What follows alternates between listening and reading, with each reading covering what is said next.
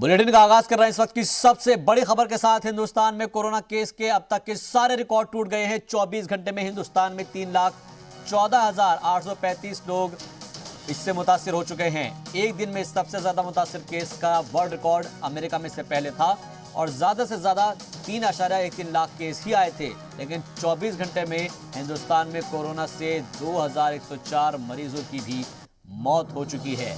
आदादोशुमार बढ़ता जा रहा है, कोरोना बहरान बढ़ता चला जा रहा है और जो आंकड़ा आज आया है उसने सारे रिकॉर्ड तोड़ दिए हैं। पिछले 24 घंटे में हिंदुस्तान में 3,14,835 लोग इससे मुतासिर हो चुके हैं और एक दिन में सबसे ज्यादा मुतासिर केस का वर्ल्ड रिकॉर्ड टूट चुका है, क्योंकि अमेरिका में इससे पहले 3,13,000 जो केसेस हैं वो आए थे, लेकिन हिंदुस्तान में 3,14,835 केस आज आ चुके हैं पिछले 24 घंटे की अगर बात की जाए तो।